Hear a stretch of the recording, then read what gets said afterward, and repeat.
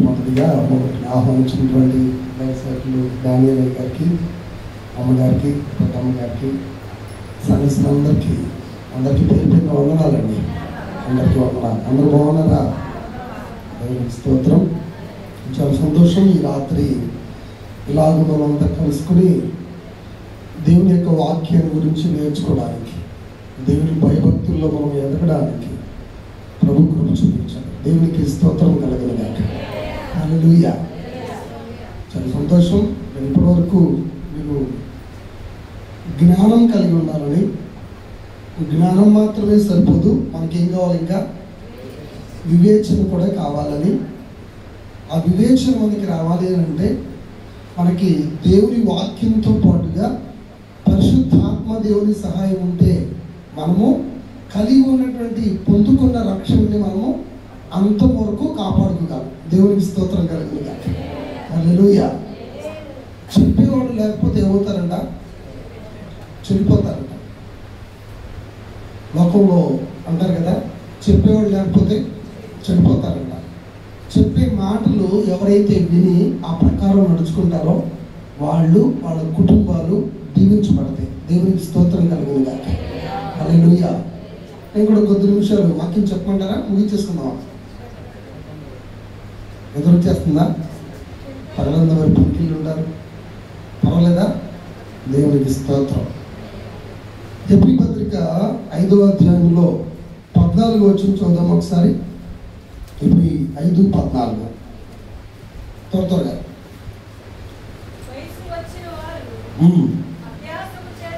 అభ్యాసం చేత మేలు కీడులను వివేచించుటకు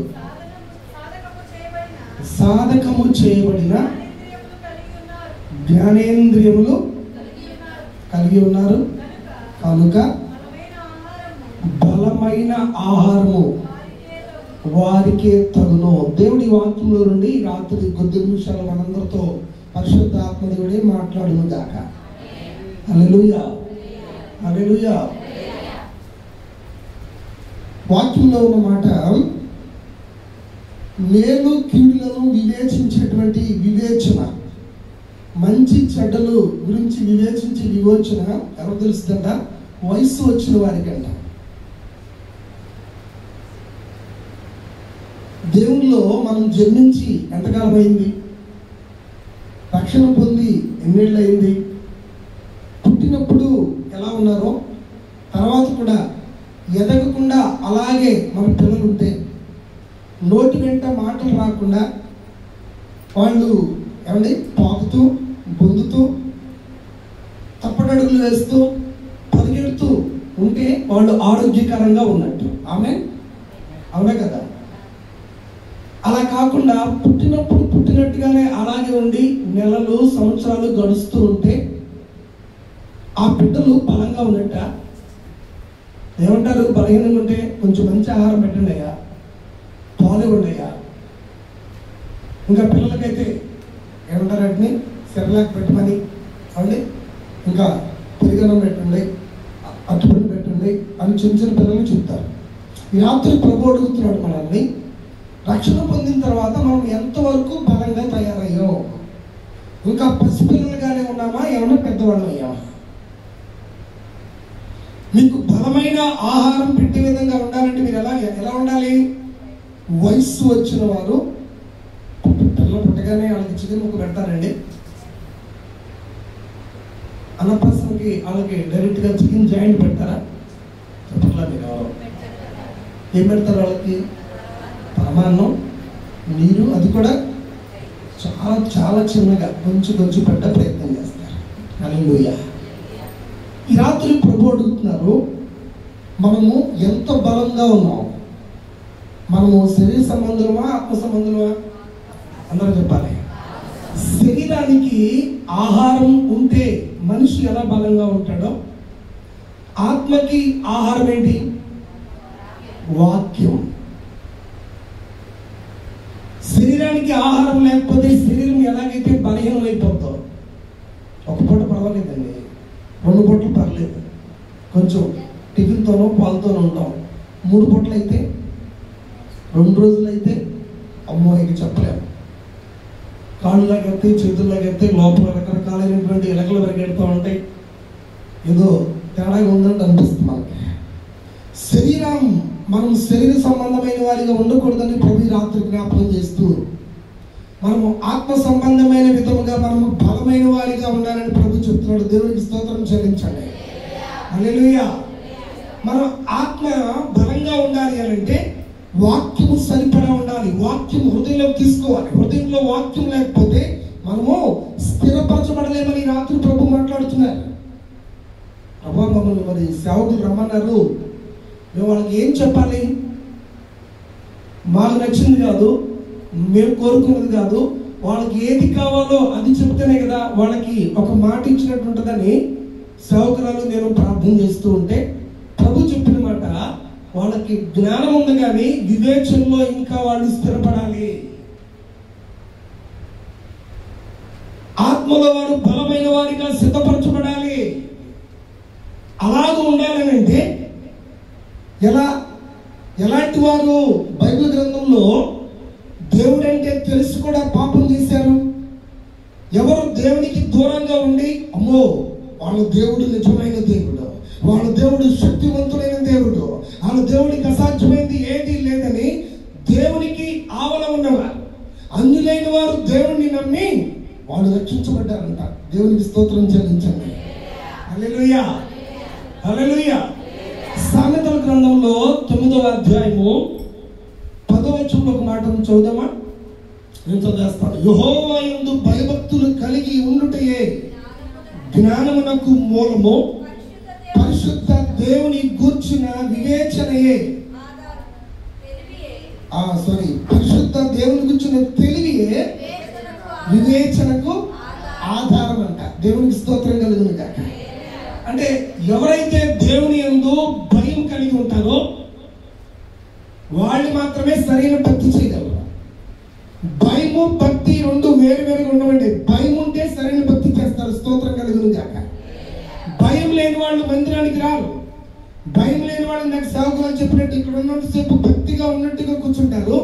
ఇంటికి వెళ్ళిన తర్వాత మళ్ళీ బైబిల్ జోలికి పోరు, ప్రార్థన జోలికి పోరు, పరిశుద్ధంగా ఉండరు. ఈ రాత్రి ప్రభు జ్ఞాపకం చేస్తున్నమాట, ఎవరైతే యెహోవా యందు భయభక్తులు కలిగి ఉంటారో వాళ్ళు జ్ఞానవంతులంట. దేవునికి స్తోత్రం కలుగును గాక. హల్లెలూయా. ఎవరికి దేవుని భయము ఏంటో తెలియాలంటే మళ్ళీ ప్రభు చెప్తున్నమాట, దేవుని వాక్యంతో మనం నింపబడాలి. ఎవరిలో దేవుని వాక్యం ఉంటుందో వాళ్ళకి మంచి చెడు యొక్క వివేచన తెలుస్తుంది, కీడు మేలు యొక్క ఆలోచన వాళ్ళకి తెలుస్తుంది. పరిశుద్ధ దేవుని గుర్చిన తెలివియే వివేచనకి ఆధారం అంట. చాలా మంది అంటారు, అదే నీకు తెలివి ఉందా, అసలు బుర్ర ఉందా, నీకేం తెలియట్లేదా అని అంటారు. అంటే ఏ పని ఎలా చేస్తున్నాడో తెలియని వాడు ఎలా చేస్తాడు? తక్కువగా చేస్తాడు. ఆడేం చేస్తున్నాడు ఆడికే అర్థం కాదు. మనకేం కావాలండి? రాత్రి వివేచన కావాలి. దేవునికి స్తోత్రం కలుగును గాక. వివేచించగలగాలి, ప్రతి దానిని వివేచించగలగాలి, ప్రతి దానిని ఆలోచించగలగాలి. ఇది నేను చేయొచ్చా చేయకూడదా, వెళ్ళొచ్చా వెళ్ళకూడదా, తినొచ్చా తినకూడదా అనే ఆలోచన మనకి ఉండాలి. స్తోత్రం కలుగును గాక. హల్లెలూయా. ప్రతిరోజు మనం ఎంతమంది చదువుకున్న వాళ్ళు ఎంతమంది వాక్యం చదివేవాళ్ళు చదువు పైకి పర్వాలేదు. మనకు విశ్వాసం కలగాలంటే ఏం చేయాలి? వినుట వలన విశ్వాసం కలుగుతుంది. అది క్రీస్తుని గురించినటువంటి మాటల వలన. దేవునికి స్తోత్రం. చదువుకున్న వాళ్ళు ఏం చేయాలి? యెహోవా ధర్మశాస్త్రం నుండి ఆనందించు దివారాత్రము వాక్యమును ధ్యానించేవాడు ధన్యుడు. దేవునికి స్తోత్రం. వాక్యమును మనము వినాలి. వాక్యాన్ని వినిన హృదయం వినిన దాని ప్రకారం మనము నడుచుకోవాలి. దేవునికి స్తోత్రం కలుగును గాక. బబులోను దేశంలోనికి దానియేలుతో పాటు షడ్రక్, మెషక్, అబేద్నెగో అనేటువంటి ముగ్గురు స్నేహితులతో అక్కడికి వెళ్ళాడు. అందరూ రాజుగారు పెట్టినటువంటి భోజనం తినేస్తున్నారు, కానీ వాళ్ళు మాత్రం మాకు తినం, మాకు వద్దు, మాకు శాకాహారం పెట్టండి అంటూ వాళ్ళు ఎవరికి అప్పగించబడ్డారో వాళ్ళ దగ్గర ధైర్యంగా వాళ్ళు మాట్లాడగలిగారు. దేవునికి స్తోత్రం కలుగును గాక. నేనంటాము, వాళ్ళకి మిగిలిన వాళ్ళలాగా కాకుండా వాళ్ళు ప్రత్యేకించబడ్డారు. మిగిలిన వాళ్ళలా కాకుండా వాళ్ళు దేవుని భయాన్ని కలిగి ఉన్నారు. మిగిలిన వాళ్ళలా కాకుండా మేము తింటే మేము అపవిత్రులైపోతాం అనే భయం వాళ్ళకు ఉంది. ఏంటయ్యా వాళ్ళకి తేడా అని చెప్పేసి అంటే, వాళ్ళు దేవుని ఎరిగిన వాళ్ళే ఉన్నారు. పట్టపడిన వాళ్ళు, బానిసలు వచ్చిన వాళ్ళలో ఈ దానియేలుతో పాటు ముగ్గురు స్నేహితులు మాత్రం మనం తినద్దు. ఏంటంటే తింటే ఏమైపోతారు? అపవిత్రులు అయిపోతారంట. మేము అపవిత్రులు కాకుండానట్లుగా రాజుగారు తెచ్చేటువంటి పంచభక్ష పరమాణాలు మాకు వద్దు. ఇప్పుడు అన్నారు మీరు వద్దని, ఎవరన్నా ఏదైనా తీసుకొచ్చిన మాకు వద్దు, మేము తినకూడదు అన్నారా? అనే అలవాటు మీకు ఉందా? ఈ రాత్రి ప్రభు అడగమంటారు. నాకు తెలియదు మీరు ఎక్కడ ఉన్నారో, ఏం తిన్నారో, ఎటు వెళ్తారో. చాలా మంది పర్లేదు ప్రార్థన చేయొచ్చు అట్లా. వీళ్ళంత ప్రత్యేకంగా ఉండడానికి కారణం ఏంటంటే పిల్లరా, వాళ్ళ దేవుడు బబులోను దేశంలో సైతం బానిసలుగా ఉన్నప్పటికీ కూడా వాళ్ళ భక్తి విషయంలో వాళ్ళు రాజీ పడలేదు. వాళ్ళు దేవుని యందు నిజమైన భయాన్ని, భక్తిని వాళ్ళు కనపరిచారు. కొద్ది రోజుల్లోనే వాళ్ళకి శుభ్రంగా మాంసాహారం అంతా ఎందుకు తినమన్నారు? రాజుగారు అల్లుడు, రాజుగారి దగ్గర నుంచి వచ్చేయన్నీ కూడా విగ్రహ సంబంధమైన వాటిని మేము ముట్టాం. అది తింటే మేము అపవిత్రులు అయిపోతాం. ఎందుకు మనకి రోగాలు, ఎందుకు మనకి బలహీనతలు, ఎందుకు కుటుంబాల్లో పెద్దగా హాస్పిటల్కి వెళ్ళే పరిస్థితులు తెలుసా? తినకూడదు ఏదో తినేస్తున్నాం మనం, ముట్టుకోవడం ఏదో ముట్టేస్తున్నాం మనం. దేవుని బిడ్డలుగా మార్చబడిన తర్వాత కుటుంబాల్లో ఇంకా బలహీనతలు, అనారోగ్యాలు, జబ్బులు ఏలుబడి చేస్తాయి. అంటే దానికి కారణం ఏంటో తెలుసా?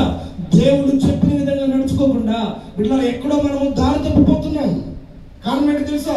దేవుని వాక్యానికి భయపడట్లేదు.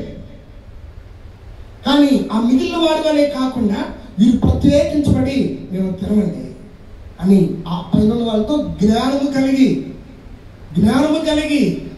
అప్పగించబడినటువంటి ఆ అధికారికి చెప్పుకున్నానండి. సరే చూస్తానని చెప్పాను అన్నాడు. దేవునికి స్తోత్రం.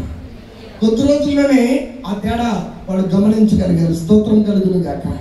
వాళ్ళు ఎంత ప్రత్యేకంగా ఉన్నారంటే ప్రావీణ్యత కలిగిన వారిగా, వివేచన కలిగిన వారిగా, జ్ఞానం కలిగిన వారిగా, దేవుని ఆత్మతో నింపబడిన వారిగా ఉండి దేవునికి మహిమ తెచ్చిన వారిగా ఈ నలుగురు బబులోను దేశంలో దేవుని కనపరిచారు.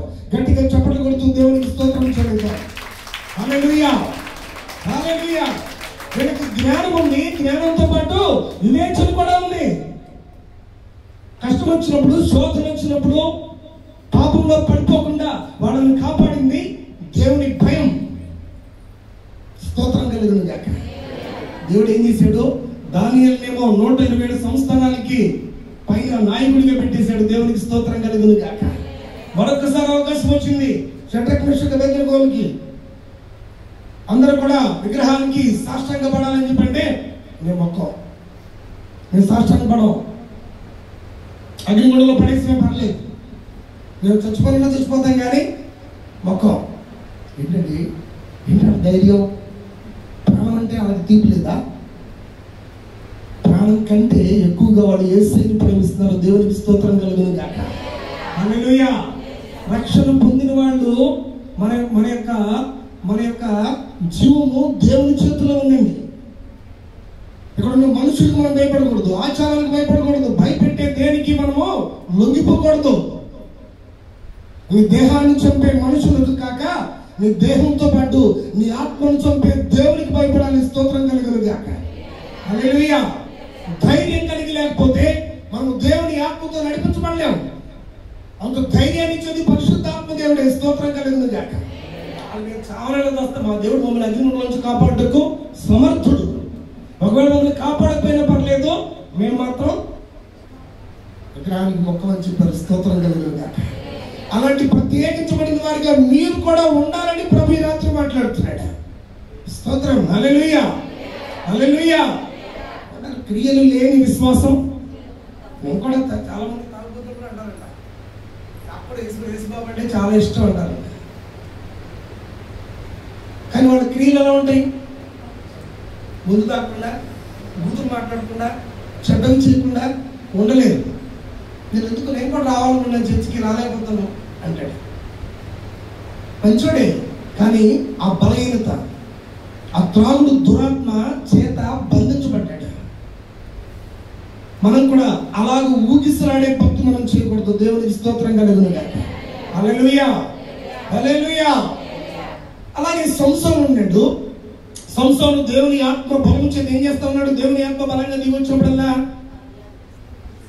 ఎలాంటి కార్యాలు చేస్తున్నాడు? 1000 మంది ఫిలిష్తీయుల్ని గాడిద దవడ ఎముక చేత, ఒక్కొక్కడు 9-10 అడుగులు ఉంటాయంట. 6 మూరల జనుడు ఉన్నాడు కదా గొలియాతు, అలాంటి ఫిలిష్తీ సర్దారులు 1000 మందిని చంపేశాడు. సింహాన్ని మేకపిల్లలాగా చించేశాడు.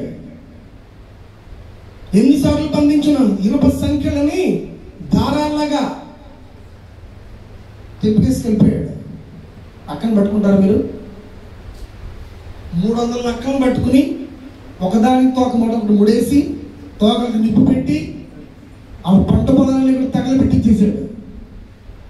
అంత బలవంతుడు, అంత శక్తివంతుడు. ఒక దెలీలా చేతిలో తుస్ అయిపోయాడు. ఒక స్త్రీ చేతిలో. నేనంటాను సంసోను బలవంతుడే కానీ బుద్ధి లేదు. బుద్ధి లేని బలం ఎందుకు? జ్ఞానం ఉంది కానీ వివేచన, జ్ఞానం ఉంది, అది తప్పని తెలుసు. నాజీరు చేపట్టాడు. దేవుని ప్రజలకు న్యాయాధిపతిగా ఇజ్రాయేల్ కోసమే దేవుడు సిద్ధపరిచాడు. తల్లి గర్భంలో ఉండగానే ప్రత్యేకించబడ్డాడు. చాలా గొప్ప శక్తి, ధైర్యాన్ని, అభిషేకాన్ని కలిగి ఉన్నాడు. కానీ బలహీనుడైపోయాడు. దేవుడు వద్దన్న వాటి వైపు వెళ్ళిపోయాడు. దాంట్లో భయం లేని భక్తి చేశాడు. ఎలాంటి ఘోరమైన మరణం చూశాడు. అదే యోసేపు అయితే పరిశుద్ధ జీవితాన్ని జీవించాడు. దేవునికి భయపడిన వాడిగా ఉన్నాడు. కాబట్టి ఆదికాండం 39:2 ఉంటది, దేవుడు ఆ యోసేపుకి తోడై ఉన్నాడంట. స్తోత్రం కలుగును గాక. హల్లెలూయా. పాపం చేసే అవకాశం వచ్చినా సరే పెట్టారా, పాపం నుంచి దూరంగా పారిపోయి తన పరిశుద్ధతను కాపాడుకున్నాడు యోసేపు. చేయని నేరానికి 13 ఏళ్ల పాటు చెరసాల శిక్ష అనుభవించాడు యోసేపు. అందరి చేత తృణీకరించబడ్డాడు. అందరి చేత అవమానాలే, అందరి చేత తృణీకారమే, అందరి చేత కూడా ఇబ్బందులే పడ్డాడు. పాపం జీవితం అంతా ఇబ్బందులు పడుతున్నాడు. బానిసగా వెళ్ళాడు. ఎక్కడ దేవునికి వ్యతిరేకంగా నడుచుకోలేదు. దేవునికి వ్యతిరేకంగా ఎక్కడ ఒక్క పాపం కూడా చేయలేదు. దేవుడు చూడ్డా, దేవుడు చూశాడా.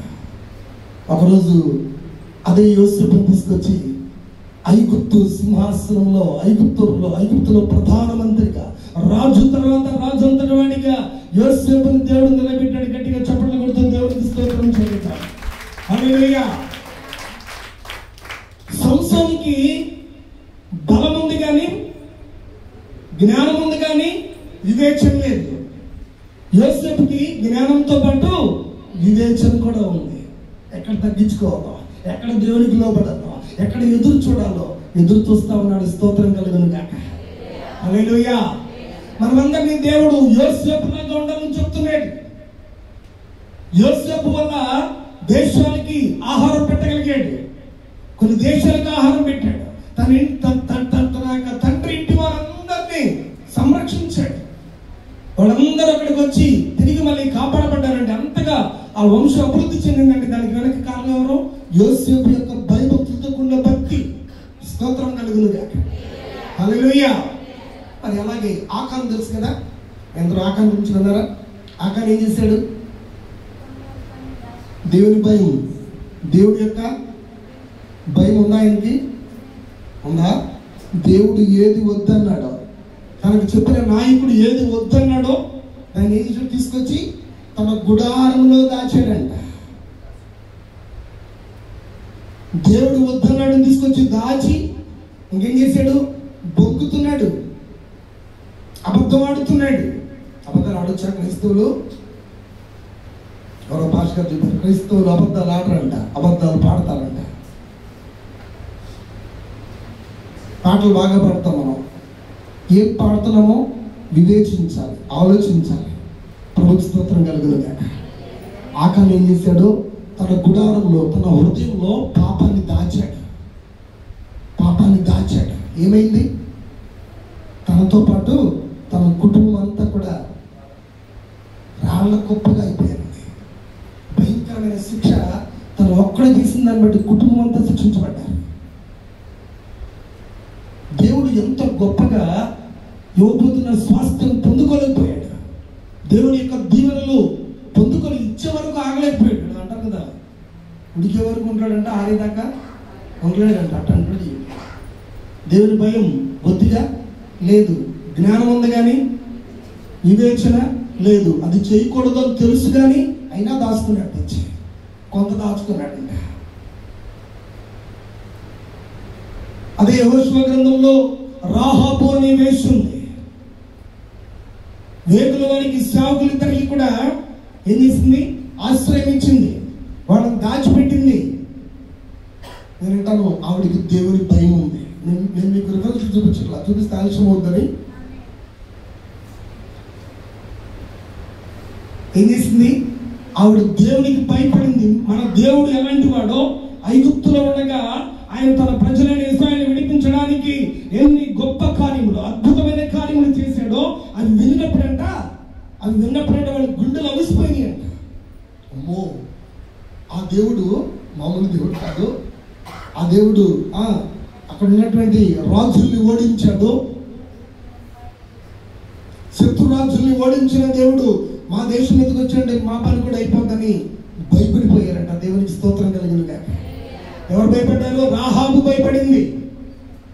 పాపపు స్త్రీగానే ఉంది కానీ, పాపపు జీవితంలో ఉంది కానీ, ఎప్పుడైతే దేవునికి భయపడిందో, దేవునికి భయపడి అక్కడ రాజు, ఎరుకో రాజు కూడా భయపడ్డా, వర్తమానం తెలిసినా సరే రహస్యంగా దాచిపెట్టింది. దేవునికి స్తోత్రం కలిగినగాక.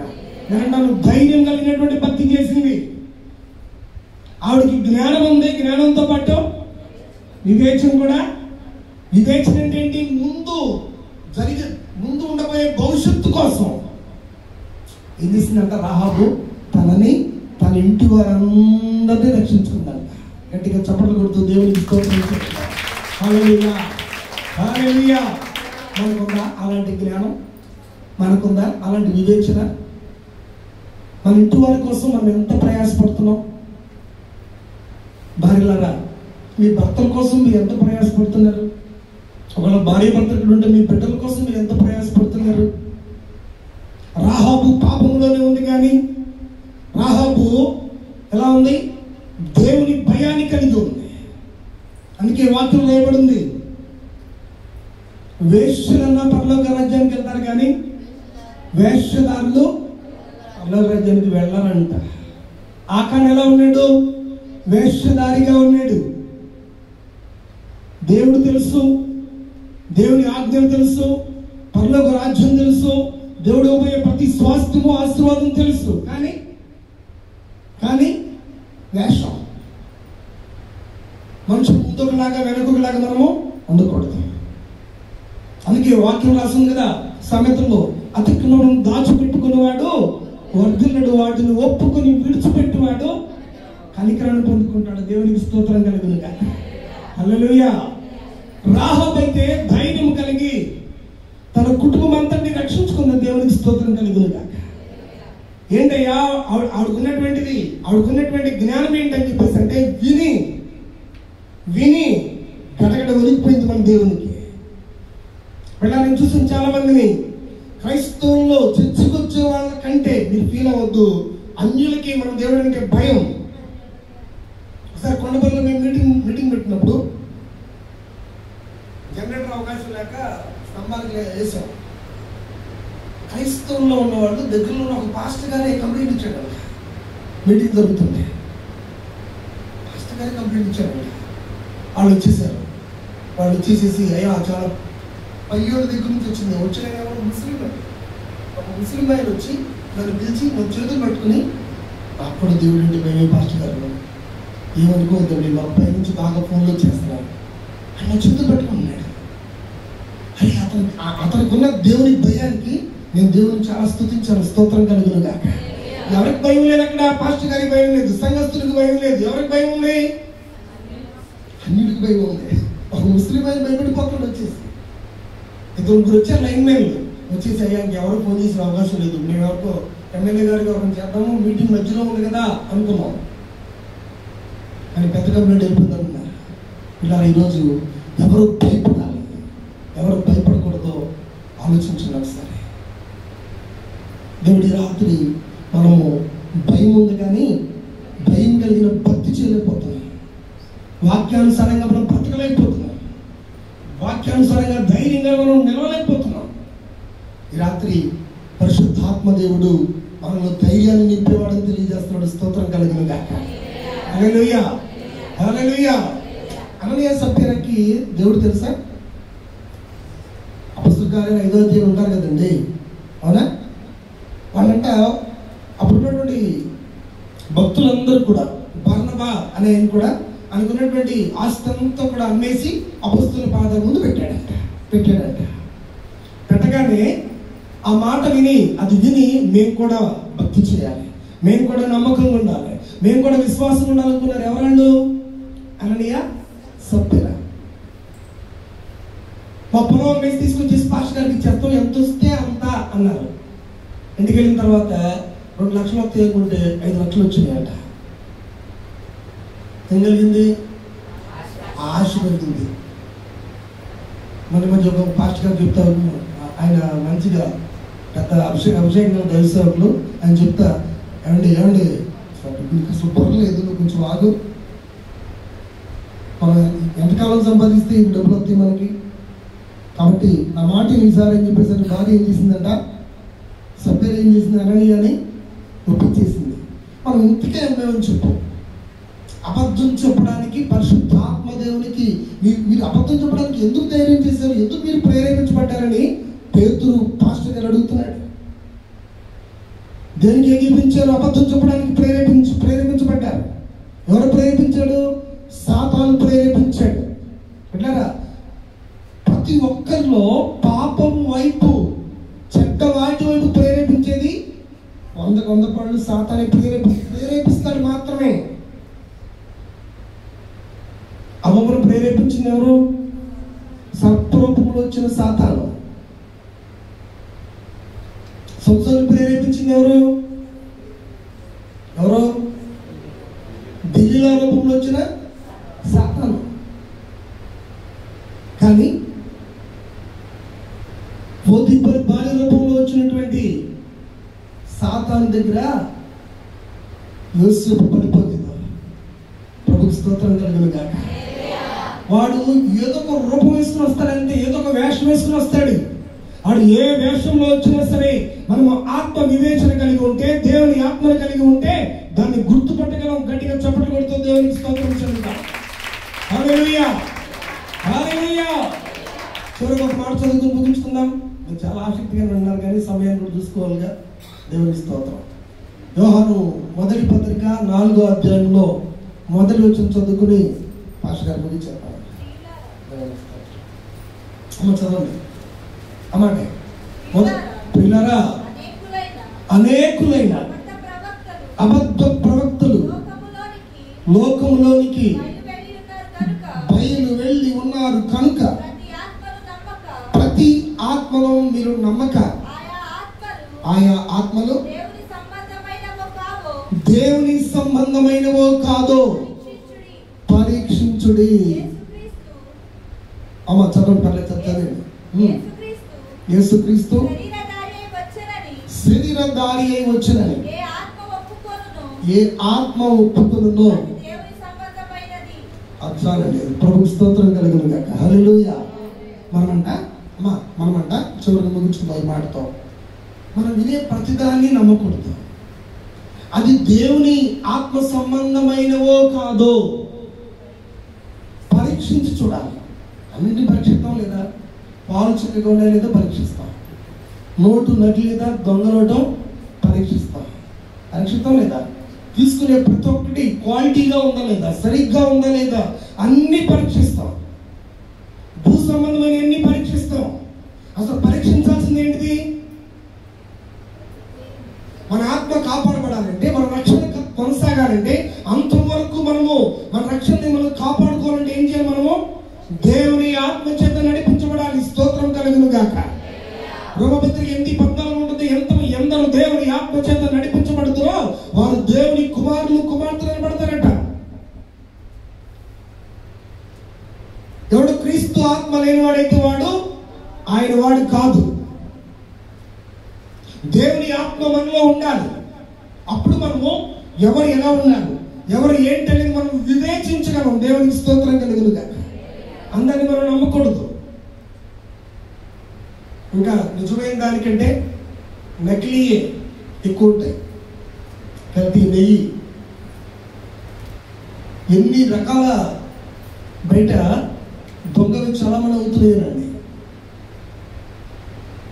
మనం వాటిని ఐడెంటిఫై చేసే విధంగా ఉండగలగాలి, గుర్తుపట్టే వారిగా ఉండగలగాలి.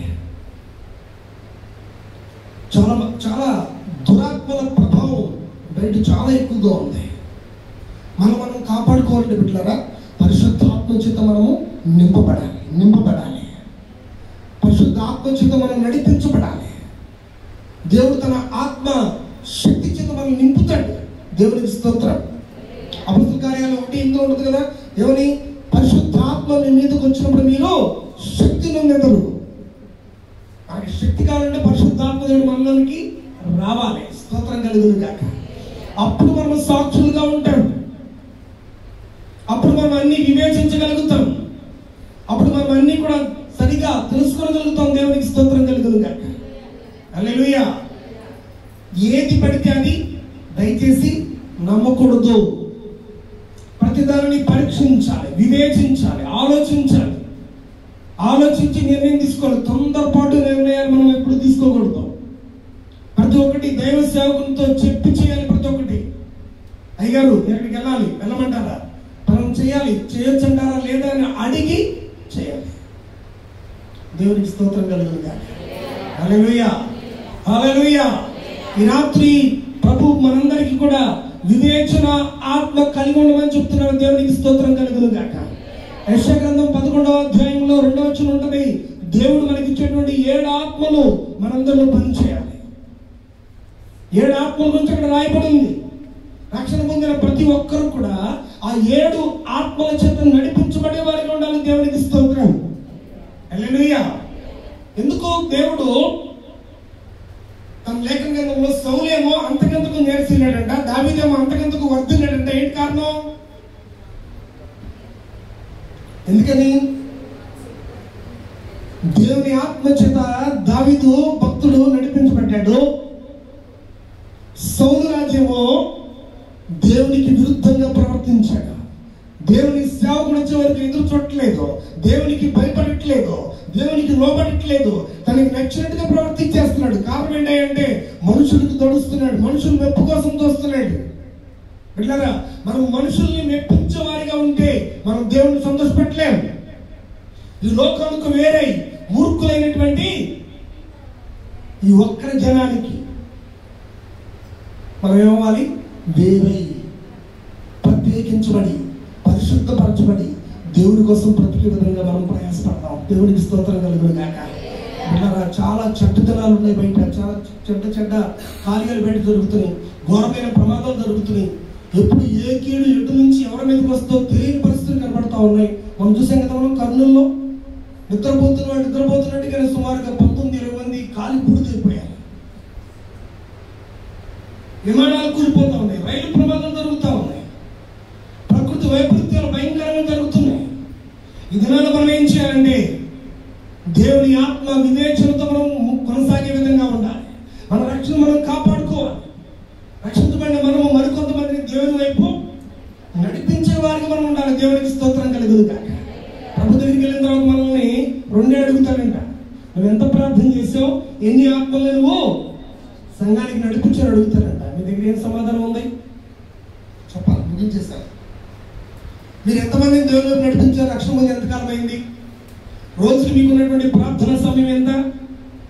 దానియేలు అయితే దినములకు 3 మార్లు ప్రార్థించేవాడిగా ఉన్నాడంట. దానియేలు గారు ఎవరు? బబులోను దేశంలో 120 ఇస్రాయేల్ సంస్థానానికి అధిపతిగా ఉన్నాడు, ప్రధానమంత్రిగా ఉన్నాడు, అంత పెద్ద పోస్టులో. మరి దావీదు రాజు అయినట్టు కూడా రోజుకి 7 సార్లు స్తుతి ఆరాధన చేశాడంట. గొప్ప ధనవంతుడు కూడా యోబు భక్తుడు ప్రతి అరుణోదయాన ప్రార్థనకి సమయం ఇచ్చేవాడిగా ఉన్నాడు. దేవునికి స్తోత్రం కలుగునుగా. అట్లా ఈ రాత్రి ప్రభు మనకు చెప్పేది, వాక్యంతో పాటు ప్రార్థన జీవితం కూడా మనం కలిగి ఉండాలి. ప్రార్థన లేకపోతే, వాక్యము ప్రార్థన 2 సమపాలలో ఉంటే ఒక పక్షి ఎలాగైతే గాలిలో ఎగురుతుందో మనం కూడా ఆత్మలో అలాగ మనము బలవంతంగా ఉండగలం. దేవునికి స్తోత్రం కలుగునుగా. కొంతమంది వాక్యం బాగా చదువుతారు, ప్రార్థన చేయరు. కొంతమంది బాగా ప్రార్థన చేస్తారు, వాక్యం చదవరు. మనం 2 సమపాలలో చిన్నపరుచుకోవాలి. దేవునికి స్తోత్రం కలుగునుగా. ప్రభు రాకడ అతి సమీపంగా ఉంది. మనల్ని మనము కాపాడుకుంటూ, మనల్ని మనం భద్రపరుచుకుంటూ దేవుడిచ్చినటువంటి ఆ రక్షణ మనం కాపాడుకున్నాం. జ్ఞానంతో పాటు వివేచన కూడా మనం కలిగి ఉన్నాం. దేవునికి స్తోత్రం కలుగును గాక. ఆ కృప సంఘమంతటికి ప్రభు దయచేయును గాక. సంఘాన్ని ప్రభు ఇంకా ఆశీర్వదించును గాక. సరిహద్దులు ప్రభు విశాలపరచును గాక. సంఘంలో నుండి ఆత్మలో బలమైన వారిని ప్రభు లేవనెత్తును గాక. సేవకులు వారి కుటుంబాన్ని ప్రభు ఇంకా బలపరిచి పరిచయంలో ఘనంగా వాడుకును గాక. చదువు ప్రార్థన చేసుకుందాం. అలాగే మోకరించి ప్రార్థన చేసుకుందాం. దైవ సేవకులు హృదయంలో ప్రభు గొప్ప భారాన్ని పెట్టారు. ఈ ప్రాంతం కాపాడబడాలి, సంఘ కుటుంబాలన్నీ కూడా దీవించబడాలని, కుటుంబాలన్నిటి రక్షణ కోసం మనం ప్రార్థించేద్దాం. 10 నిమిషాలు ప్రార్థించేద్దాం.